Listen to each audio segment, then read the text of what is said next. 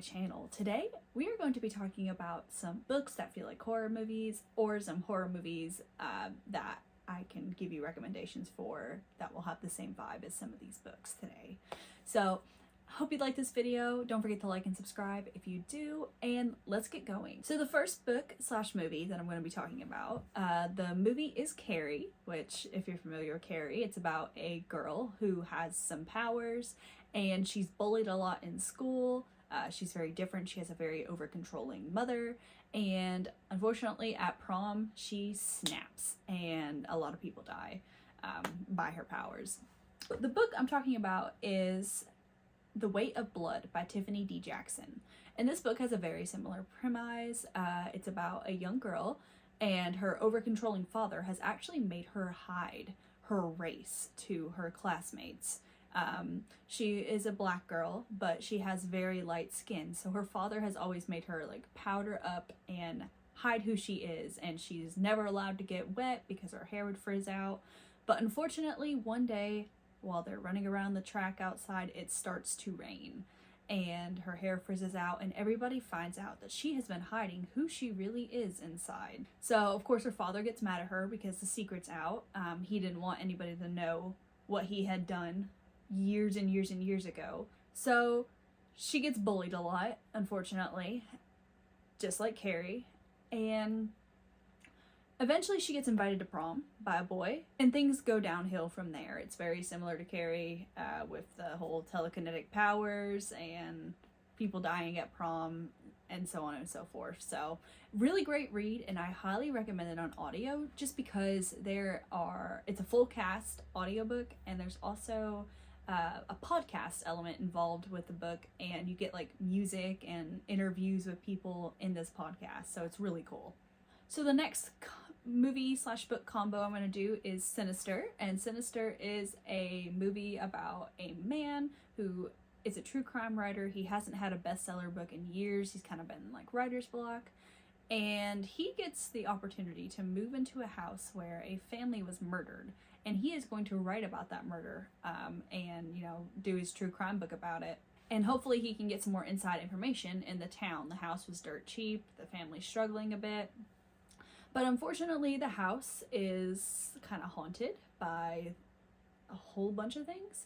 And this movie just escalates really, really quickly. It's super spooky, and it has like found footage in it as well. He like finds these old tapes in the attic, and it's linking tons of other murders to this one murder that happened. And oh my gosh, this movie's just great.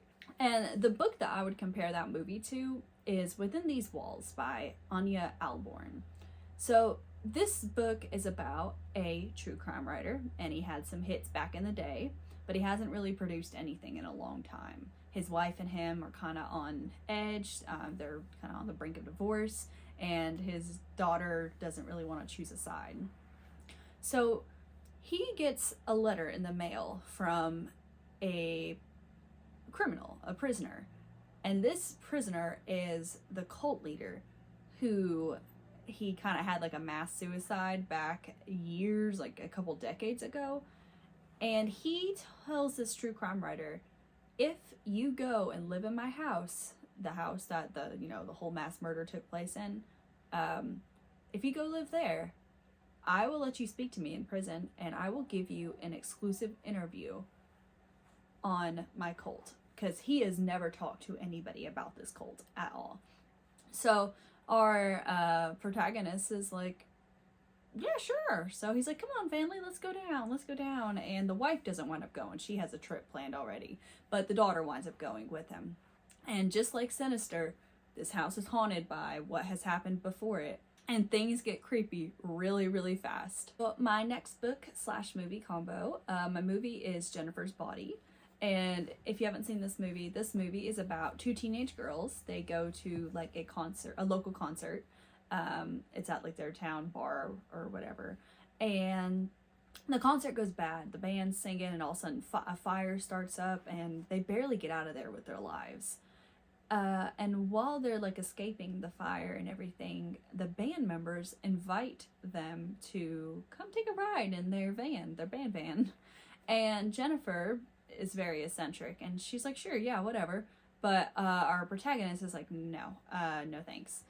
The band decides to try to sacrifice Jennifer to further along their music career, but they don't do the sacrifice completely right, and Jennifer winds up coming back as like a succubus. So she must eat other people to survive and keep her beauty.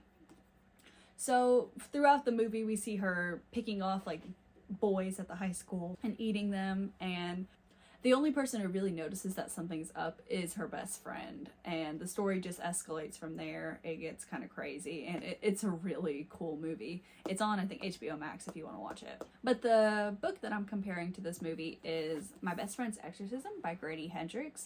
So this book focuses on two teenage girls, just like our movie, and one summer they decide to try something new, but something goes wonky, and one of the friends disappears, and she comes back acting weird. And over time throughout the book, we find out that she's possessed, but our main character is the only one who notices it, and she keeps trying to tell other people, but her best friend is doing bad things to other people and blaming it on her, so they're making her look crazy. A lot about like the power of friendship, just like Jennifer's Body is. So both are really great read/watch, and you should totally check them out.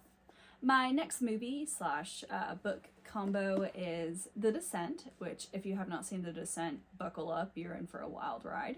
The Descent is about The Descent is about some friends, and they decide to go cave diving, but one of the people who orchestrated it did not tell the other people that this cave is not like a registered cave. It's not on the map or anything. She had just heard about it and decided to take them there. So the whole time these other friends are thinking this cave is registered, yada, yada, yada. So they get down there and they keep going and going. And this movie is very claustrophobic. You have to go through, well, you don't have to go through, but you have to watch them go through like very narrow tunnels. And there's just one scene where one of the characters gets stuck in the tunnel and she can't move, and oh, that gives me anxiety. I am claustrophobic through and through. But the deeper they go, the more like they start experiencing some weird things. Like they see like this weird creature, and eventually these creatures all come out of the woodwork, and they are like, they can't see, they can only hear. And so, oh my gosh, it's so creepy because they've had to adapt to, you know, the no light and everything because it's pitch black dark down there. And these creatures are so creepy. It's like if the rake was real and it lived in a cave. Super creepy movie, and it's definitely bloody, and it's a survival horror through and through. So the book I'm comparing that to, or giving the same vibes with, is Into the Sublime by K.A. Borman. And this book is about they're not friends, but 4 teenagers, and they are all part of this like online like daredevil group basically. And they want to go and visit this cave. This cave is supposed to like have a well or a lake or something at the bottom of it that is supposed to grant a wish to anybody who reaches it and like sacrifices something to it. So they get there and they start descending. It's raining and things just start going hectic really, really fast, just like in this the Descent. The deeper they go, the crazier things gets. One of the members goes missing, and they swear they're hearing noises and seeing things, like seeing a monster. And then they start turning against one another, and it just gets nuts. So this book is a great comparison to The Descent. It is YA, but it's a very like mature YA. I think our main character is almost 18, and it just feels pretty mature. Our next combo is Vivarium, which is a movie about a couple who is searching for a house. They haven't started a family or anything yet. They're just searching for a house to move into.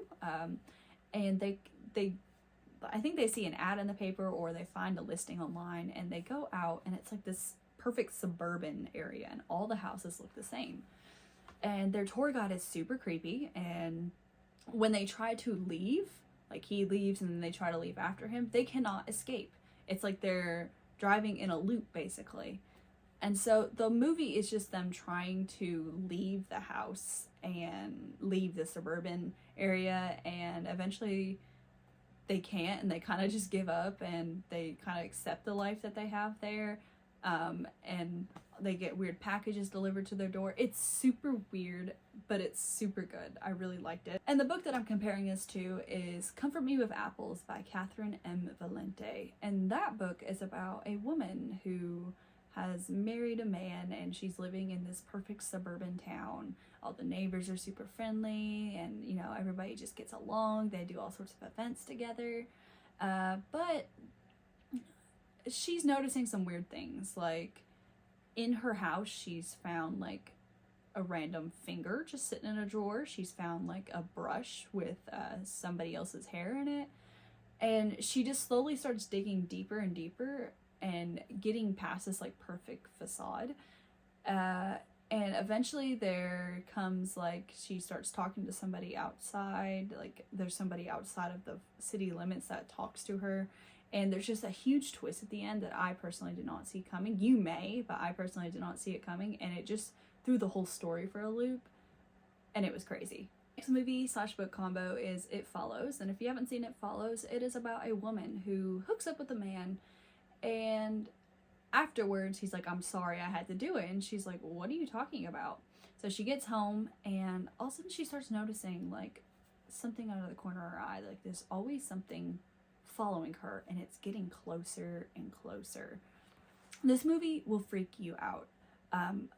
There's like, it's not exactly a jump scare, because I love that this movie has like subtle scares that are impactful. And there's this scene in the movie where she's like sitting in the house, and she's like, don't let them in, don't let them in. And the person's like, it's me, it's your mother, it's me, your friend, yada yada. And so the other person lets them in. And the other person only sees, you know, the person that was supposed to be there. But she sees this very tall man, and he's slow. Well, I don't know if he's slowly. It's been a minute since I've seen it. But he walks into frame, and his eyes are just like blacked out, and he's so tall. He's like 7 foot tall, and he just is coming for her.